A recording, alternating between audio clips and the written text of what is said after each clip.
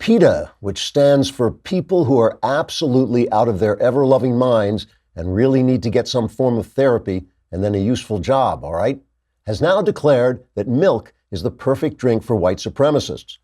Yes, the same organization that fought the noble fight to get the pictures of animals on the boxes of animal crackers freed from the pictures of circus cages has now turned its attention to the evil practice of drinking the milk of cows instead of letting the cows sell their own milk so they can afford to buy masks and dress up as human beings and escape into the wild.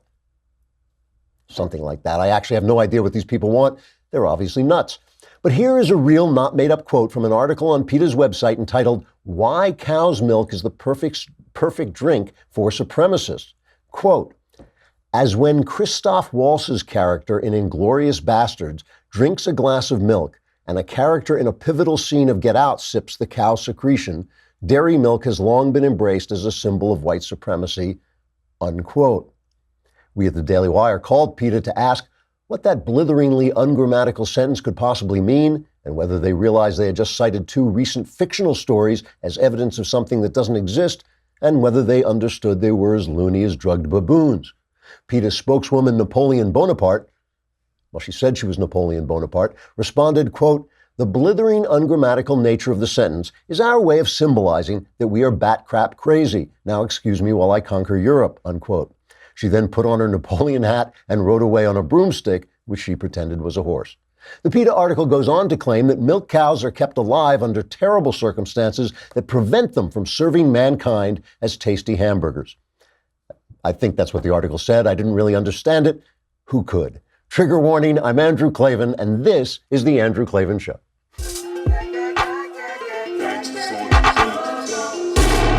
This is The Klavan Show. Hunkity dunkity. This is The Klavan Show. Tickety boo. This is The Klavan Show. Birds they be singing, yo. Also be winging, yo. No ease in Klavan, though. This is The Klavan Show. Tickety boo. Hunkity dunkity. Tickety boo. Hunkity dunkity. All right. We are nothing if not up to date. Never say that this show is behind the times. The mailbag is tomorrow, so you know what that means. That means that you go on dailywire.com, press the podcast button, press the Andrew Klavan podcast. There is a mailbag there, and if you press that, you can ask your questions, and I will answer all of them, no matter what they're about, your personal life, your religious thoughts, your political ideas. I will answer all those questions, and my answers are guaranteed by the God King himself. They are guaranteed 100% correct and will change your life on occasion for the better. You have to be a subscriber, and you know what? If you're a subscriber, first of all, you get another kingdom. You could have gotten it yesterday. Now you have to wait till Friday if you're not a subscriber. And we have almost reached, the Daily Wire has almost reached 1 million subscribers. And so the 1 millionth subscriber on YouTube, 1 million subscribers on YouTube. 1 millionth subscriber gets absolutely nothing, right? We don't, but you'll know in your heart that you were the millionth. All right, we got Jenna Ellis coming up to talk about transgenderism. But what she knows about that, I don't know. She'll talk about the legal aspects of transgenderism. She'll be I like the fact, we now have this position where we have an earlier interview sometimes if something is breaking news, and we call it the Jenna spot because it's so often it's Jenna. So today we have Jenna in the Jenna spot. She should fit very neatly in there since it's made just for her. Meanwhile, it's your last week to get the Genucel Sunspot Corrector for free. 4 sunspots, age spots, and even red and flame patches. This could be yours for free with the purchase of Genucel. The brand new Genucel Sunspot Corrector boasts outstanding reviews. It really is amazing. Makes your sunspots virtually vanish. You can get stuff for the bags under your eyes too. Takes out the moisture. It makes the bags get less. This is the last week you can get this sunspot miracle free. Time is running out to take advantage of this offer and watch your sunspots vanish, and your bags and puffiness will be gone. For results in as little as 12 hours, the Genucel Immediate Effects is also yours free. Here's how you get it. You text EYES1 to 77453. That's EYES1 to 77453 to get the Genucel Sunspot Corrector free with your order. Don't miss out on this incredible offer. Order now, and as a bonus, receive Chamonix Luxury Microdermabrasion, also free. Rejuvenate and unclog pores for instantly radiant, baby-soft skin. Just text EYES1 to 77453, EYES1 to 77453 to get the Genucel Sunspot Corrector free with your order. So, I talk a lot about narrative, right? Narrative shapes the way we think of things. We don't even know it's happening. If the people who control the narrative think on the left, they actually think they are controlling reality. That's not true. Reality is a narrative of its own and will always ultimately trump fake narratives, but fake narratives can do a lot of damage. This narrative about race that all the Democrats have, the economy is doing great, our foreign policy is really working, good judges who will obey the law are being appointed, Trump is doing a fantastic job as president of the United States. No matter what his personal flaws, he is doing a good job. The only thing they've got is this narrative about race, and the effect that it has is really pernicious. It really shapes people's minds in ugly ways, and it does it even if you fight back, especially if you fight back by calling them hypocrites, because then you're buying into the narrative. If they say, oh, you're a racist, and you white man, and you say, well, you called me a white man, you're a racist, that's buying into the narrative that we should be looking at each other in terms of the color of our skins. It's like it's like looking at the world through a pane of glass that's pointing out, that only allows you to see people by the color of their skins. But what if we take that pane of glass away? What do we see then? And I want to talk about this in terms of this caravan, they call it, or invasion, if you will, of migrants coming our way, a lot of them from Honduras. Some of them now, they say it's almost 7,000 strong. They say people are joining this. And, I don't want to join in the kind of nasty right-wing tone where we talk about, oh, I hate these people. And they're, a lot of them are probably refugees. A lot of them are probably running away. The rule about a refugee is the first free country you come to is the one you have to apply for refugee status. You can't walk through Mexico and come to the United States and say, oh, I'm desperate to get out, because if you were desperate, you would have applied for refugee status in Mexico. So none of this stuff is legitimate. It was arranged. There's a piece in the Wall Street Journal comparing it to the Mariel boat lift. That was in 1980. If you ever saw the movie Scarface with Al Pacino, that's about the Mariel boat lift. Essentially, Castro emptied his prisons and poured these people into boats, and they all came over, and we wanted to take them in. We wound up with all these people, some of whom were really bad guys, and Miami paid the price. And that, if you watch that movie Scarface, that's what it's about, with the usual Oliver Stone left-wing nonsense thrown in.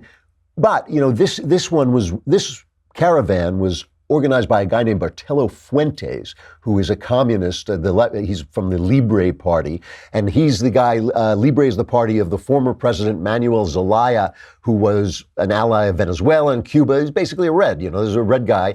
And he tried to stay in office to override the Honduran constitution, to remain in office despite a term limit. The Honduran Congress, his own party, the Supreme Court, the Catholic Church, all opposed him, and he finally was removed by the military and never returned to power, in spite of the fact that someone tried to keep him in power, namely the Barack Obama administration. But he didn't make it. So he organized this stuff as a way of getting at us, as a way of getting at America. It then got out of control. It got bigger than he thought it was. He was just bringing together disparate people who wanted to get out. But that means that someone is funding this, and we don't know who it was. We don't know who is paying for these people to come together, but someone is. So, all right, here's what our evil president is saying about people who try to get into this country illegally. We simply cannot allow people to pour into the United States undetected, undocumented, unchecked, and circumventing the line of people who are waiting patiently, diligently, and lawfully to become immigrants in this country. Okay, that was the evil president. That was actually the evil president. What I meant was Trump. I can understand I confused you on that one, but let's get Trump on the migrant caravan. Cut 6. We have been giving so much money. When we ask them to keep their people in their country, they're unable to do it. It's called Make America Great Again. Take your camera, go into the middle, and search. You're going to find MS-13, you're going to find Middle Eastern, you're going to find everything. And guess what? We're not allowing them in our country. We want safety. So he's saying this, and he's saying this is these rallies. Yesterday, he had one for Ted Cruz. It was pretty funny. We'll try and get back to that. But he had one for Ted Cruz. First of all, the number of people at these rallies is insane. I mean, it's insane. He's packing these stadium-sized venues, and people are outside waiting and watching on screens. If this is a blue wave coming, I'm Dr. Seuss. I got to say, I do not believe that this is not telling of what's going on. But anyway, here is the New York Times, a former newspaper, reporting on what Trump is doing, and this is indicative of all reporting. It's not just the Times. It is, all the left-wing reporters are doing this. Trump and GOP candidates escalate race and fear as election ploys. Now, did you hear him mention race in there? Did he say a word about the race of the people coming over? No, he didn't. He said, but President Trump, this is the headline, President Trump on Monday, this is the lead. President Trump on Monday sharply intensified a Republican campaign to frame the midterm elections as a battle over immigration and race, issuing a dark and factually baseless warning that unknown Middle Easterners were marching toward the American border with Mexico. First of all, Sarah Sanders said that at least 10 Middle Easterners come in almost every day or every week. I can't remember which she said, but that's not the point. Obviously, this has been a worry ever since 9/11 that terrorists would use our open borders, our unprotected borders, to slip people in. There has never been a terrorist attack committed by an illegal immigrant. One guy who came in, I think, from Somalia did go up to Canada and try something, but it has not been a thing. But that doesn't mean that that's not something we should worry about. So when they say it's factually baseless, they should take Trump's advice and go down there. They're a newspaper. Go down and find out if what he's telling the truth. If they're going to tell us there are no criminals, if they come across the border, they are criminals. I mean, so that's ridiculous. And we know that people, that criminals come in. Listen, for research on writing my crime novels, I have visited the federal prison here and state prisons. And let me tell you something, a lot of the people in those prisons are illegal immigrants. So the fact that it's factually baseless is just nonsense. And what has it got to do with race? What has it got to do with race? Let me pause there for just a minute and talk about Helix Sleep, or as I call it, Helix Comfortably Awake, because I never sleep. But if you lie on a Helix pillow or a Helix mattress, you are going to be incredibly comfortable. You guys won't feel it because you'll be out like a light because it's so comfortable, you'll just fall right asleep. But I can tell you, I can testify to the fact that it is really comfortable because I'm awake all night. Helix Sleep, what they did is they built a sleep quiz that takes 2 minutes to complete, and they use the answers to match your body type and sleep preference to the perfect mattress. Just go to helixsleep.com/Klavan, take their 2-minute sleep quiz, and they'll match you to a mattress that will give you the best sleep of your life. For couples, Helix can even split the mattress down the middle, providing individual support needs and feel preferences for each side. Right now, Helix is offering up to $125 off all mattress orders if you go to helixsleep.com/Klavan. At helixsleep.com/Klavan, you will get $125 off your mattress order. That's helixsleep.com/Klavan. You can sleep like a log on these things, or you can lie awake and ask yourself the big questions like, how do you spell Klavan? It's Klavan. So it's all about race as far as they're concerned, although Trump has said nothing about race. The unsubstantiated charge marked an escalation of Mr. Trump's efforts, says the New York Times, to stoke fears about foreigners and crime ahead of the November 6th vote, as he did to great effect in the presidential race. Well, why are these fears like irrational fears? I mean, why aren't these concerns? What is the argument for letting 7,000 people march across our border? And he says Mr. Trump and other Republicans are insistently seeking to tie Democrats to unfettered immigration and violent crime. Well, let's pause there for a minute. Do we have that picture of Keith Ellison?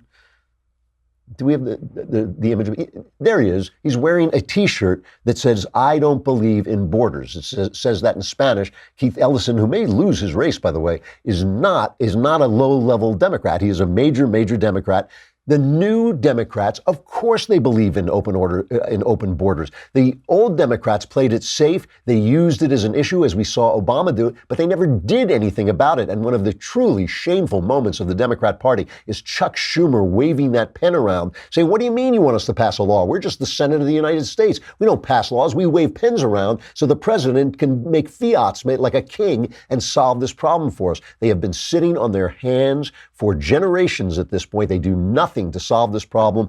And if you don't think the new generation of Democrats believes in open borders. Let's just have, as a reminder, let's listen to Alexandria Google Eyes Cortez talking about abolishing ICE.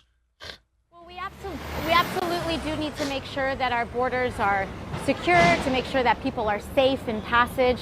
But what we need to realize and remember is that ICE was established in 2003, right at the same time as the Patriot Act, the AUMF, the Iraq War. And we look back at a lot of that time and legislation as a mistake now. And I think that ICE is right there as a part of it. It has its extrajudicial nature is baked in to the structure of the agency, and that is why they're able to get away with black sites at our border, with the separation of children. We are committing human rights abuses on this border and separating children from their families, and that is part of the structure of the agency. We can replace it, and we can replace it with a humane agency that is directed towards safe passage instead of the direction of the criminalization. We are committing human rights abuses by enforcing our borders. ICE should be taking care of safe passage.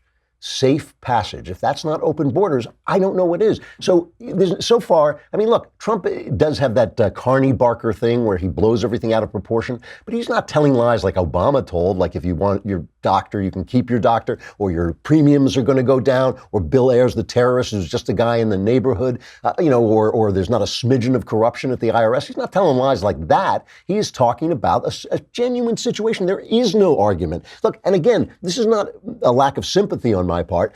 There is no argument for allowing a wave of people to come into this country illegally. There just isn't. So they go on and they say it's not just Trump who's a racist, it's all the Republicans. In upstate New York, Republican political groups have aired ads branding a Democratic congressional candidate, Antonio Delgado, who is black, as a big city rapper and accusing him of seeking to give government handouts, in quotes, to food stamp recipients. You know, this is the other thing. Whenever they want to cut food stamps, the New York Times immediately runs front page stories saying that most people who get food stamps are white.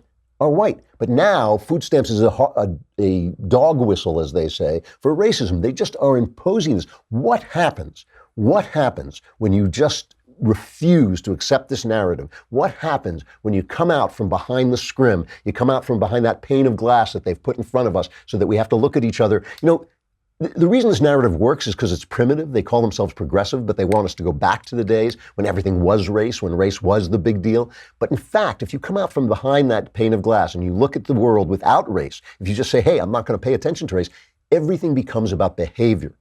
Everything then becomes about culture and behavior.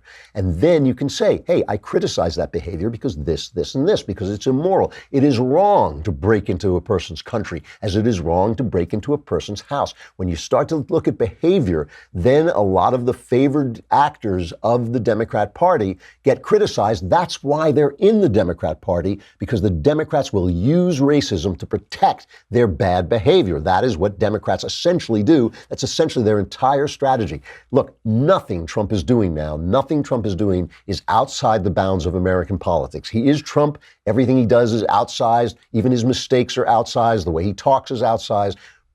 But you cannot let 7,000 to 10,000 people march across your border, because it just means there'll be another 7,000 to 10,000 people. And we do not know yet. We do not know who is using these people, right? A lot of these people are innocents and they're just trying to do what's right for their family. But we don't know yet. We know that they were organized at first by this communist. We don't know who is funding them or paying them to get them across the border. We just don't know. And all this fear-mongering, the real fear-mongering, is on the left. Let's say, is Jenna with us?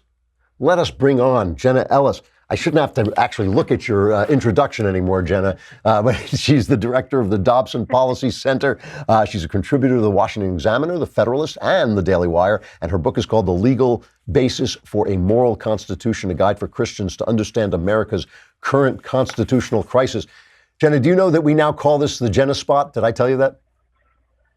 Oh, you didn't. I love it. Thanks so much. I'm very happy to come on. We had Mike Duran on yesterday, and I said to Rob, just put him in the Jenna Spot. You know, it's like, so now Excellent. So the New York Times runs this hilarious headline: transgender could be defined out of existence under Trump administration. And one of their editors from Washington, an assistant editor from Washington, tweeted this out as if this were an actual, like a kind of genocide. We were destroying transgender people. What is this all about? Why are they doing this? Right, and the hashtag was "We won't be eradicated." And what's amazing is that if Trump can just eradicate an entire segment of the population through a piece of paper, then the civil rights movement would have never achieved anything. This probably would have been easier for Hitler, right? So this is just absolutely absurd. And what's really going on is that the definition of gender and sex has never been in our federal government ever legislatively determined by Congress. So we're in this kind of national debate right now as whether sexual orientation or gender identity and transgender status is within the protected class of sex when we're talking about gender discrimination under Title IX. And so that's what we're talking about. And the Department of Health and Human Services had a memo that has now been released through this New York Times article that's basically saying we're going to go back to pre-Obama era regulations and policy. This isn't Trump narrowly defining anything. This is going back to saying that gender is defined as biological, immutable characteristics based on genitalia. That's how it's always been for 6,000 years and as long as humans have been in existence until the Obama-era policy expanded that definition to include sexual orientation, gender identity, and transgender status. And so what the New York Times is trying to define the narrative as is to basically say that Trump and his administration are being bigoted and eradicating transgenderism, but really all that's happening is that he is properly rolling back Obama-era regulations. I mean, you really could have run a more honest headline saying that the left is trying to define gender out of existence, right? I mean, that was the basis for Absolutely. The anti-discrimination idea in the first place. Don't discriminate on the basis of sex, right? Absolutely. And, this is the New York Times, so do they ever really have any accurate headlines? But yes, they should have said that this is going back to biological definition that doesn't have social policy anywhere in it. And so when we're talking about gender-based discrimination and why we have those types of labor laws, why we have that in gender discrimination education programs, financial assistance, we're literally talking about the difference between men and women. We are making sure that women are not discriminated against. That was the whole idea of this. And yet the left and their social policy is wanting to expand that definition that, hey, I can identify however I want. So, so pretty soon, Andrew, I've been seeing these memes about people who are identifying as cats and dogs. I mean, is that now going to become, gender-based, that my gender identity is that I'm a leopard? I mean, at what point do we stop the ridiculousness? Now, Title IX, it seems to me, has been used as a bludgeon to take away the due process rights of men. It has been used, the Obama administration went out of their mind. Is there some world in which Title IX is useful? Does it do anything for anybody? Does it help with anything? Well, fewer laws are always better, in my opinion, to protect and preserve liberty. So, the federal government here, what really needs to happen to make sure that Title IX is appropriately used and that because nobody wants to discriminate on the basis of gender. I think in 2018, we all recognize that, at least in first wave feminism, that's a good thing to make sure that we have equality in that sense. But where this really needs to go is that Congress needs to pick itself up by its bootstraps and actually say, we are going to provide federal legislation that defines gender as biological and an immutable condition. And then all of the cases that are currently being litigated under Title IX, a lot of those would be much more effectively and easily resolved. It's an amazing thought that we need our Congress to legislate what a man and a woman is. It is indicative of the fact that we've lost our minds. All right. Well, Jenna, thank you very much. Thank you very much. I would like to talk about I'm running out of time, but I'd like to talk about this Title IX thing some more. I've never been quite sure whether it's a good or bad thing because of the way it's demolished certain sports for boys. But we'll have to talk about it another time. Jenna Ellis, director of the Dobson Policy Center. The next Jenna Spot. The next Jenna Spot. Exactly. That is what the Jenna Spot is for. That is why there is a Jenna Spot. Thanks very much, Jenna. It's always good talking to you. Thanks, Jer. All right, bye. All right, we have got an interview with the evil Kirk Schlichter. I don't even know. We had him in our studio, and this smell of sulfur in the air. But no, the guy is great, and he's hilarious. He's got a new book called Militant Normals. But first, we have to say goodbye to Facebook and YouTube. Come to the DailyWire.com, DailyWire.com. There's no the in DailyWire.com. It is just DailyWire.com, and when you come there, you can be in tomorrow's mailbag. Hit the podcast button. Hit the Andrew Klavan podcast. Hit the mailbag. Ask me any question you want. My answer is guaranteed correct. I mean, it's a lousy $10 a month. A lousy $10 a month. $100 for a year. You get Another Kingdom, Leftist Tears Tumblr, all your questions answered. And we'll even throw in the Ben Shapiro Show. It's just to show you what great guys we are. All right, come on over to DailyWire.com.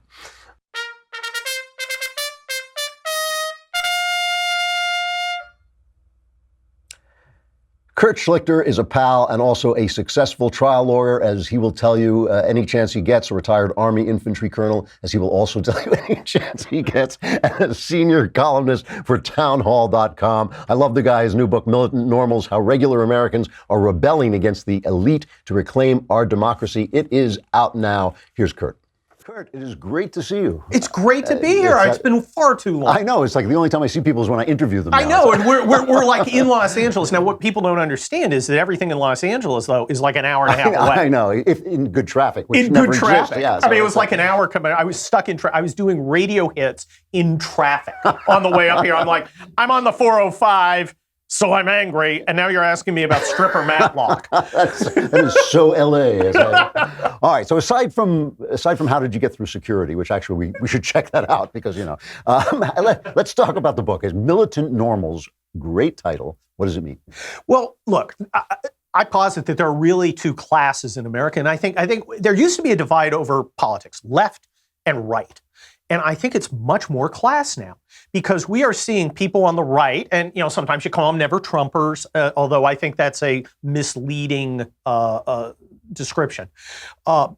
You see people who identify with the values of those who kind of tend to run our institutions, run academia, Hollywood, politics. Now, I want to be, and I call them the elite in the book, except they're not really elite. They're sort of self-appointed elite. The way they get to be within the elite is they choose to be within the elite. So you can be elite if you, have 5 degrees and you're the president of a university. But you can also be within the elite if you merely identified. If you're that guy sitting in Starbucks, right? He's got the knit cap. He's got a Chinese character tattooed on that he thinks means luck, and it really means sucker. And he's typing away on his Mac Pro, about how Trump treason, the Russians are bad, and I've always loved the new turnaround on Russians being bad. Yeah, suddenly they're bad. Because I was literally in the Cold War. Yeah. I was literally an army officer in Germany when the wall fell, and my mission was to die fighting the Russians. It was like, Kurt, you fight until you die, and hopefully by then we'll have sent the guys over.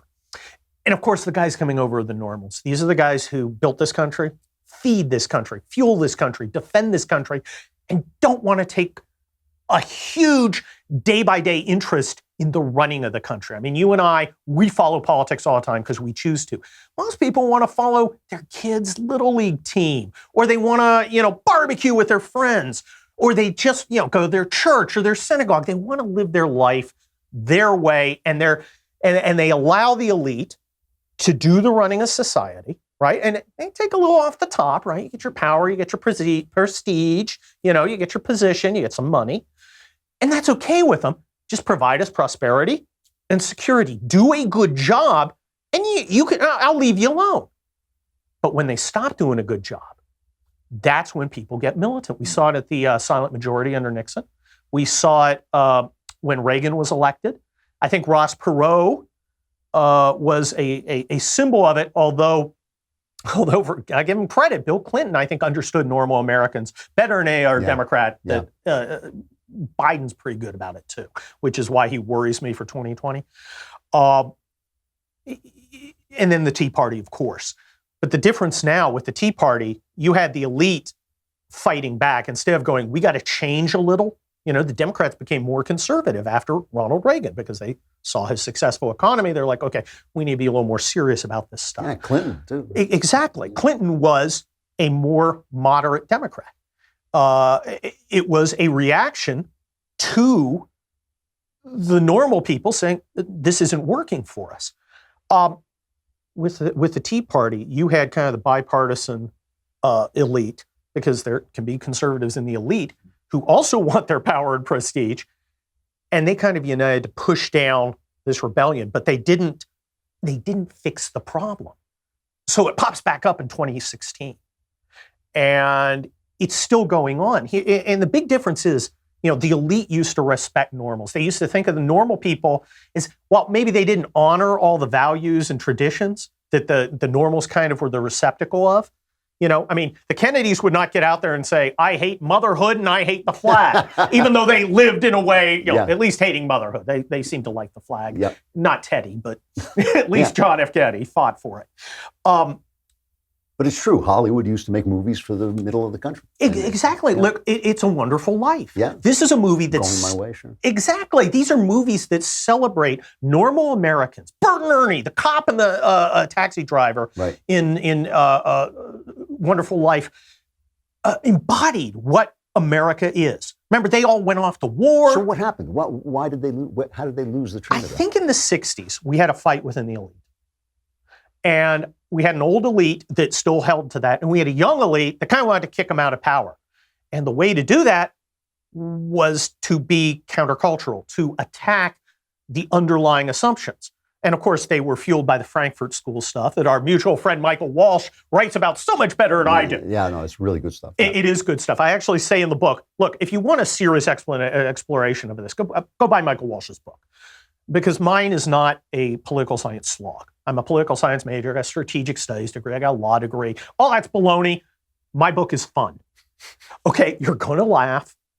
I make fun of stupid people. I'm obnoxious. That's why we're here. Exactly. I'm obnoxious. I like to think it's very Breitbarty, while also presenting a coherent argument and a way to think about what's going on. Okay. At least to posit, okay, you got the normals, you got the elites, how are they interacting? There's one way of thinking about it. And I think it answers, I think it's a good general answer to the questions. And of course, there are people who are, cross the lines. So are there dangers to this when you talk about, I've always thought that the people in this country, as a kid, I wandered all around this country and I was shocked because I was an elite coast person. Right. I was shocked to find how smart and lovely and Yes. funny they all were. But I also saw during the Tea Party where they would throw up candidates like Christine O'Donnell, I'm not a witch, and all these people who really could not compete at the level of the elite politicians. Is there a danger that we're going to do that again? Certainly, because like any human endeavor, the normals rebellion is going to have setbacks. And we're going to make dumb choices. Christine O'Donnell was a dumb choice. We should have taken Mike Castle, right? And I think I talk about this in the book. Mike Castle was a squish. He was a soft Republican of the kind that Delaware would elect, okay? He's annoying. He's like, a Murkowski or a Flake. You can't really trust him all the time, but you can trust him most of the time, and you can trust him most of the time when you need him. Sometimes sometimes like in any human endeavor, we let our emotion get ahead of our cold ruthlessness. Looking back, I would be happy if we got rid of Christine O'Donnell, who probably would have voted my way on everything except for her fascination with Wiccan rights. The witchcraft was a drawback. Put a spell on you, Tea Party, and have him. But look, we're going to make mistakes, but we're also going to make good choices. Got Ted Cruz. We got Mike Lee. We've got some outstanding folks, and we're getting rid of the Cruz shilling hacks. Flake is going away. Corker is going away. A lot of these guys are going away, and the Irwins are scared. And that's good, because you get to Washington, you become part of the elite. Suddenly you're starting to think about, okay, what's in it for me? What I want them to think is, okay, if I can't play I'm going to talk big out in Iowa, and I'm going to come back here and vote like I'm from Marin County. Okay. We have the technology. We have social media to watch these guys 24/7. This is going to force them harder to the right. It also forces Democrats harder to the left. You know, I was talking to Ann Coulter recently, and she was saying she's baffled by the fact that Trump won't build the wall, which was her big issue, and that the Republicans are just kind of like not helping him when this seems to her to be what got Trump elected. Does that startle you? Does it startle you that they just kind of threw this overboard? I think it's human nature. I think when you're turning around a ship at sea, it's going to be a wide turn. Now, I'm frustrated and annoyed and angry, and I think the voters are too. But I understand why it has to happen. Look, I was in the Army for 27 years. I know about big, lumbering, inefficient institutions. I was a commander of a battalion. I was deputy commander, acting commander at a brigade. Brigade's 5,000 people. It's like a moving village. And you can't turn on a dime. I mean, when we would plan, you're taking the analogy out, but when we would plan, you do anything at the brigade level, that's a 3-day thing. Move from here 5 miles away. That's a 3-day operation because it's 5,000 people. Look at to move our politics is a huge endeavor. And we have to understand we're not going to win every fight right now. Right. I think Trump is interesting and good because he understands power, I think, better than a lot of these people. He's more willing to use power aggressively than other people.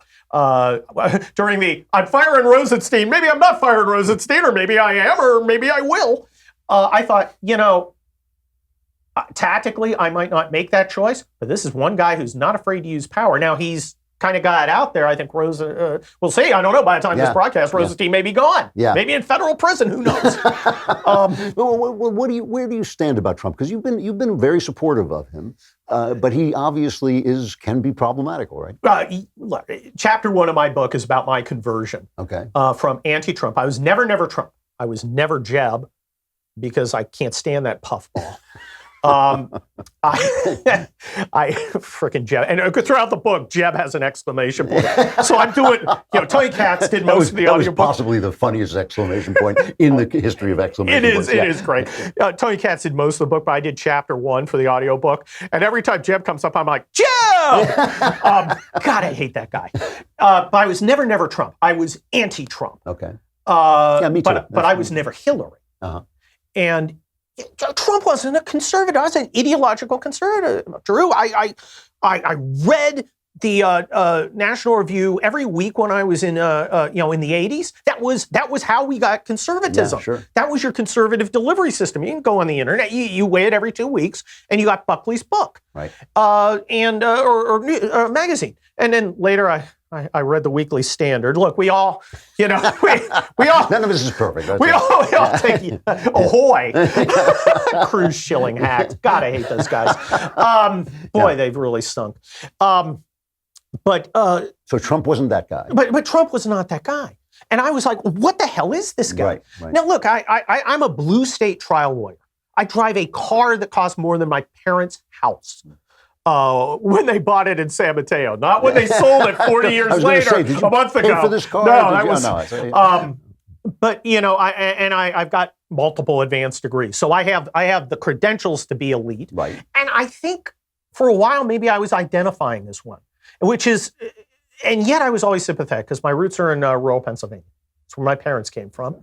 My dad was a chemical engineer. My mom was a judge, and I was an Army officer, and I led normal Americans, right. And I just adored the troops. My respect for these guys was boundless. I was always stunned that they let me in the room, much less be the colonel. And I think and I'm going to take the blame here. I don't want to cast on anyone else, but I think my journey is kind of like what some of the movement had.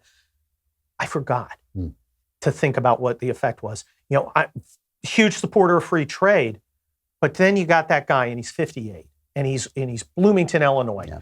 And he worked at he did a tour in the Marines, Desert Storm. Now he's back, and he's worked for 25 years at the Carrier plant making air conditioners, right? And he's got a kid in college, and he's got a mortgage, and he's got to work maybe 10 years at least. And one day a guy pulls up in a limousine, and he looks a lot like Mitt Romney. And he gets out and he goes, well, you guys, according to Milton Friedman, it makes sense for me to send your jobs to Oaxaca. Right, yeah, Adios.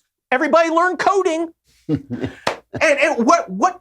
And this guy's been a Republican forever. This is the guy we asked to come out, right? The guy asked, tell the people at your church, tell the people at the Little League game, tell them to go vote Republican. He goes, heck yeah, I'm going to do that. But now he's out of a job. And what's our answer to him? Well, free markets. I love free markets. There's a consequence. What are we doing for our people? Illegal immigration. A lot of people are saying, well, legal immigration helps the economy. Massive immigration's good. I know. I married an immigrant. What about the guy who can't get a job roofing out in Fontana? Yeah. 60 miles from here, a guy who wants to be a roofer, but he can't because all these illegals will work for $10 an hour. And the contractor goes, look, I'd love to hire you, Joe. Love to hire you. But I can't pay you. I can't compete if I don't hire these guys. And then he's driving his car home and he gets sideswiped by a guy in some crummy Corolla. And the guy's illegal and he's got no insurance. A cop comes and the guy goes, the guy's an illegal alien. The cop goes, I can't do anything about it. And the dude goes, adios. And he drives away. And now this guy, he doesn't have a job. Now he's got a $900 bill. What does the Wall Street Journal say to him? Well, open borders is Milton Friedman's. I love Milton Friedman. But he doesn't pay for this guy's freaking broken car. No, it's absolutely true. We're running out of time, so I just want to ask you, what do you think is coming down the pike in the midterms? I think the Kavanaugh thing has the potential to mobilize not only conservatives but independents at this amazing injustice, this disgraceful, disgusting character assassination. I think we need to point out aggressively that every one of you, especially suburban women who tend to vote Republican, but the Democrats are trying to peel off, you've got a son, you've got a husband, you've got a brother, and every single one of them is vulnerable to lies. If the standard is somebody points to you and says guilty, and you're guilty, if the crucible becomes not a book you read in high school, but a how-to, okay, your own people are going to suffer. Is that the world you want? If it is, vote Democrat. I hope they hear you. Kirk Schlichter, great to see you. Militant Normals is the book, and I'm looking forward to reading it. Nobody sent it to me, but I'll get it eventually. Thank you. Thanks for having me. Kirk, Sexual Follies.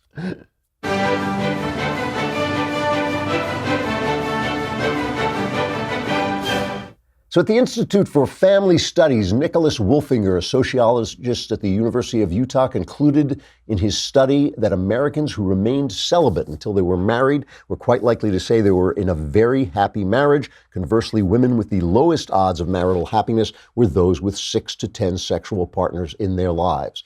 So it turns out the standard wisdom was true, and that is, how often does that happen? I've been reading a lot about the way people form their moral opinions. And I've read this book called Just Babies. I'm reading the book now from Jonathan Haidt, The Righteous Mind.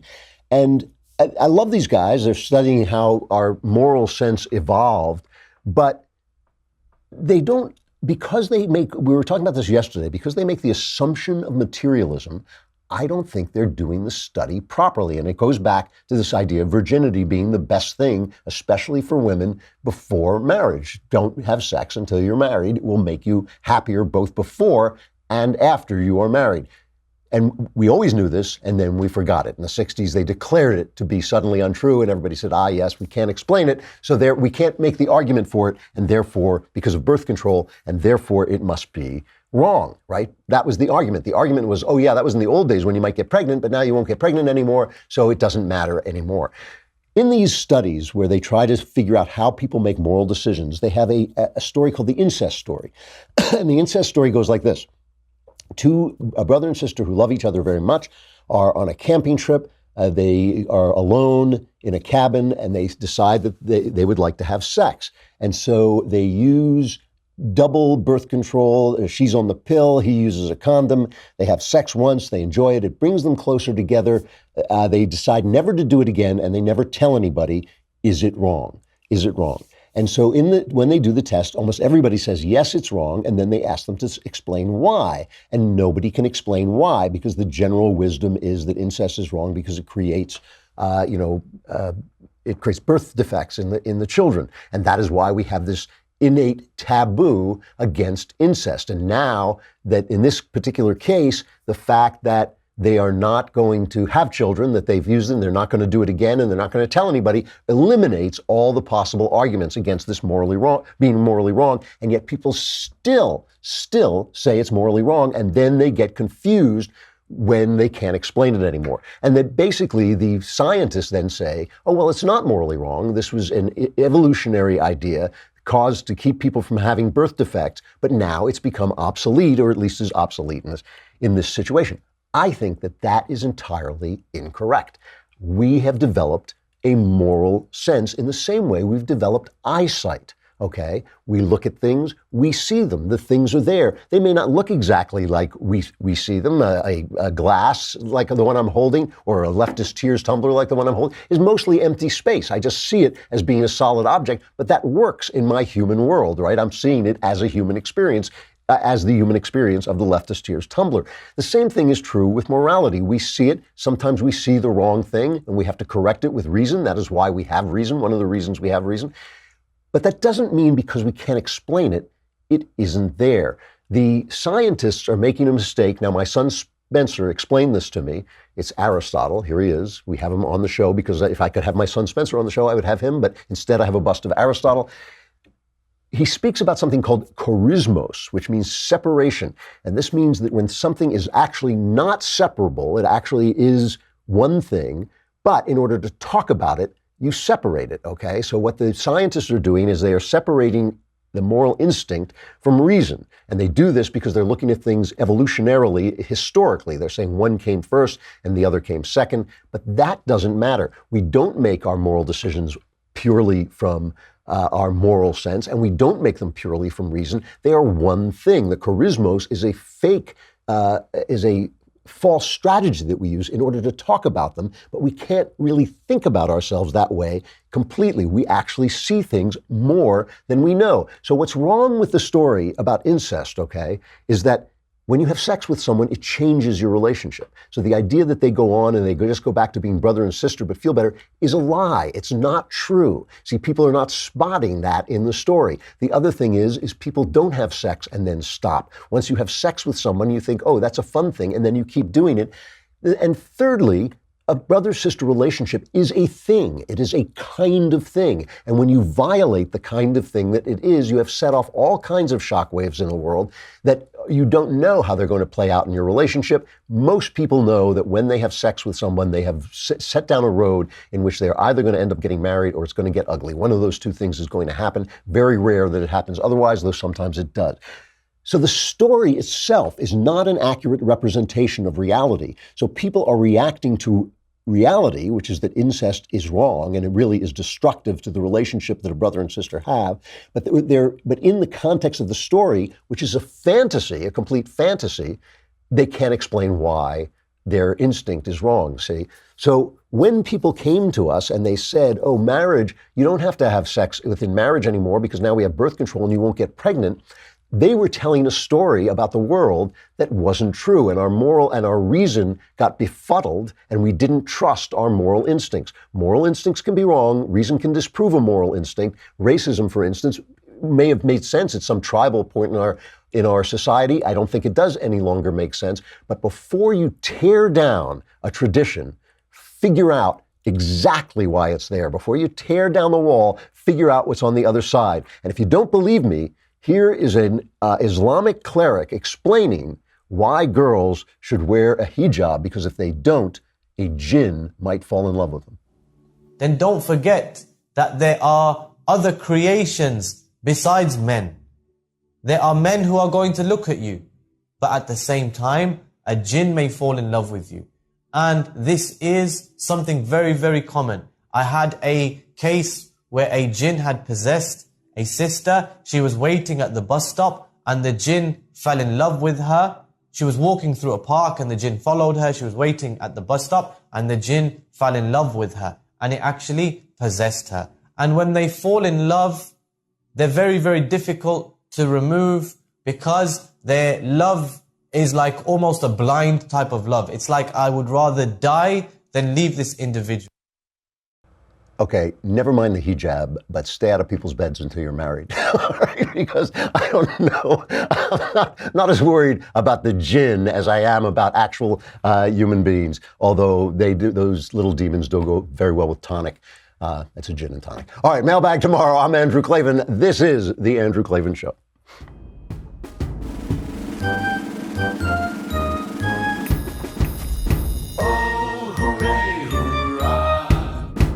The Andrew Klavan Show is produced by Robert Sterling. Executive producer, Jeremy Boring. Senior producer, Jonathan Hay. Our supervising producer is Mathis Glover. Technical producer, Austin Stevens. Edited by Alex Zingaro. Audio is mixed by Mike Cormina. Hair and makeup is by Jesua Alvera. And our animations are by Cynthia Angulo and Jacob Jackson. The Andrew Klavan Show is a DailyWire Forward Publishing production. Copyright Forward Publishing 2018.